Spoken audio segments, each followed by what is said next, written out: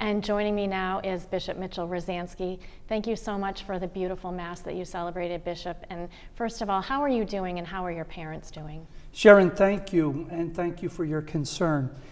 First of all, I think as a priest and as a bishop, when I think of my 36 years of ordination, it's always been in the midst of people and with people. And I think for those of us who minister in the church in any way, the most difficult part of this is the isolation of celebrating a Mass without a full congregation, of not being able to visit hospitals and nursing homes, and the way in which we reach out as those who minister in the church. So it's very, very strange not to be able to be amongst the people.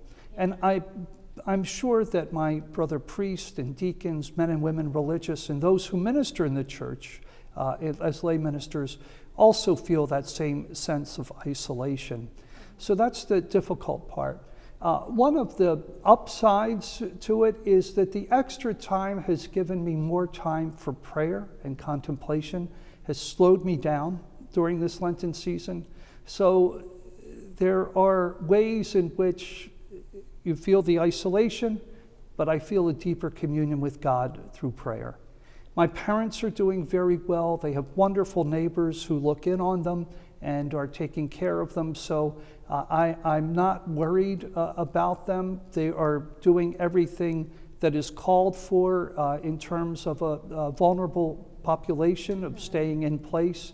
So I'm grateful that they're listening to the different admonitions and instructions we've been given. Well, that's good to hear. Now, how are you staying in touch with the diocesan community?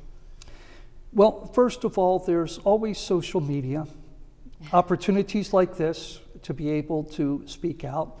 But I'm staying in touch with my priest vicars and deans by having a conference call with them, staying in touch with the pastoral team of the pastoral center by having a conference call, and also by phone. Anybody who is able to have a question or wants to reach out to me can do that by telephone. So, and by email and by text message. So the way that everybody else is keeping in touch, that's how we're trying to keep in touch. And we have seen so many creative ways that all of the priests and other ministries in the diocese have been able to reach out to their people, to their parishioners. It's wonderful to hear in the ways in which social media is being used in such a positive way, in bringing Mass to our people, in bringing different messages of encouragement to our people. And our priests are having very, very creative ways in making sure that our people know that even in the midst of this separation and isolation, that the church is constantly concerned for them. Mm-hmm. Do you have anything else that you'd like to add? I mean, people they're very stressed out, they're very nervous about what's going to be happening. How can you help us all to feel a little bit better? Sure, and certainly we all have our routines, we all have our plans, and when I hear of the major plans that are being canceled, so weddings and graduations and different trips that people had planned on that they can't take, and even our everyday routine of going to the grocery store and seeing empty shelves, it all leaves us a bit perplexed and wondering, perhaps angry and frightened.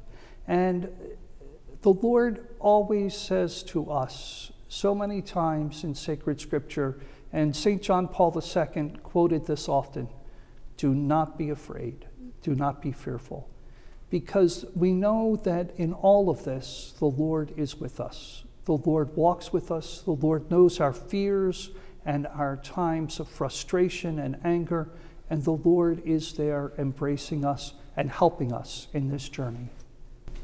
All right, well, thank you so much, Bishop, and we'll be seeing you again next week. Thank you very much, Sharon. It's a wonderful opportunity to be able to meet with you.